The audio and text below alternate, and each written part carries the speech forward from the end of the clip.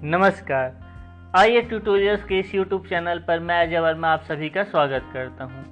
आज हम जिला परिचय के अंतर्गत छत्तीसगढ़ के नवीनतम जिले गौरेला पेंड्रा मारवाही की चर्चा करेंगे। तो चलिए शुरू करते हैं। 10 फरवरी सन 2020 को तत्कालीन मुख्यमंत्री माननीय श्री भूपेश बघेल जी के घोषणा के उपरांत छत्तीसगढ़ का भूगोल एक बार फिर बदल गया। छत्तीसगढ़ के साथ साथ बिलासपुर व कोरबा के नक्शे में भी परिवर्तन लाकर छत्तीसगढ़ का 28वां नवीनतम जिला गौरेला पेंड्रा मारवाही अस्तित्व में आया। यहाँ मैं बताना चाहता हूँ कि बिलासपुर के 3 तहसील के साथ साथ कोरबा का पासन क्षेत्र भी गौरेला पेंड्रा मारवाही के अंतर्गत आएगा। गौरेला पेंड्रा मारवाही की पहचान वहाँ की खनिज संपदा व औषधियों से होगी। यहाँ उत्पादित विष्णु भोग की महक अब पूरे देश में महकेगी। गौरेला पेंड्रा मारवाही जिले में 3 विकासखंड व 3 तहसील होंगे। पहला गौरेला, दूसरा मारवाही, तीसरा पेंड्रा। यह जिला कौन कौन से जिले व राज्य को स्पर्श करते इसे देखें तो यह पश्चिम की ओर मध्य प्रदेश राज्य का अनूपपुर जिले के साथ संपर्क में है। पूर्व दिशा में यह कोरबा जिले के कटघोरा को स्पर्श करता है। उत्तर दिशा में यह कोरिया जिले के मनेन्द्रगढ़ तहसील को टच करता है एवं दक्षिण में मुंगेली जिले के लोरमी तहसील व बिलासपुर जिले के कोटा तहसील को स्पर्श करता है। इस जिले का क्षेत्रफल 2307 वर्ग किलोमीटर है। इस जिले का मातृ जिला बिलासपुर है। हालांकि इसमें कोरबा के भी कुछ क्षेत्र सम्मिलित हैं। विधानसभा सीटों की चर्चा करें तो यहाँ 2 विधानसभा क्षेत्र हैं। पहला मारवाही जो अनुसूचित जनजाति के लिए आरक्षित है, जहाँ से वर्तमान में श्रीमान अजीत जोगी जी विधायक हैं।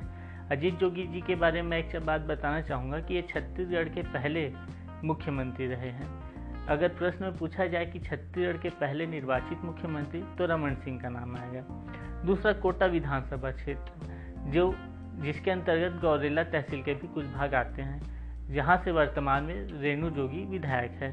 रेणु जोगी छत्तीसगढ़ की प्रथम महिला नेता प्रतिपक्ष नेता रही है।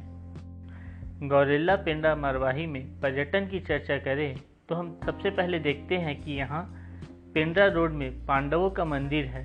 ऐसी दंत कथा है कि पांडव अज्ञातवास के दौरान यहाँ आए थे। इसी मंदिर के पास ही जटेश्वर महादेव का मंदिर है, जिसका शिल्प खजुराहो से मिलता जुलता है। गौरेला पेंड्रा मारवाही एवं मध्य प्रदेश के सीमा पर जुल्ही या ज्वालिन माता का मंदिर है, जिसका संबंध नर्मदा व सोन नदी के दंत कथा पर आधारित है।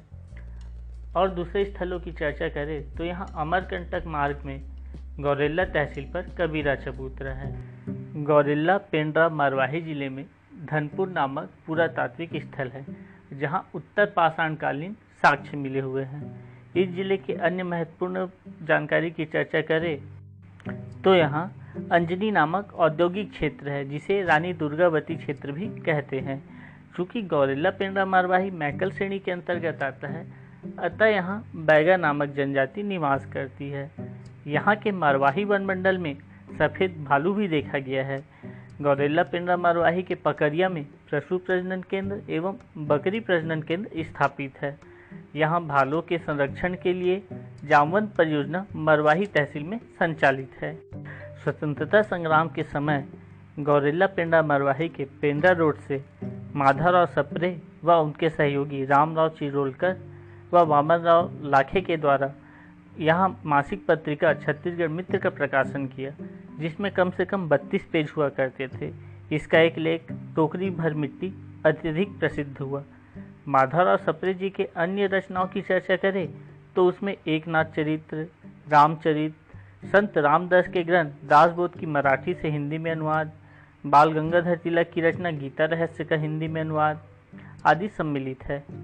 गौरेला पेंड्रा मारवाही जिला के अस्तित्व में आने के बाद छत्तीसगढ़ के भूगोल में क्या क्या परिवर्तन हुए इसे देख लेते हैं। पहले छत्तीसगढ़ में 27 जिला हुआ करते थे। इस जिले के अस्तित्व में आने के बाद 28 जिला हो गए। पहले छत्तीसगढ़ में 9 भू आविष्कृत जिला थे।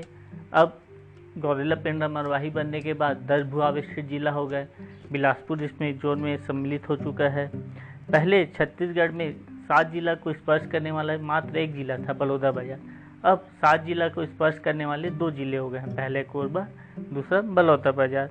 बिलासपुर की चर्चा करें तो पहले बिलासपुर में 8 तहसील हुआ करते थे, अब 5 तहसील हो गए। पहला बिल्हा, दूसरा मस्तूरी, तीसरा तखतपुर, चौथा बिलासपुर,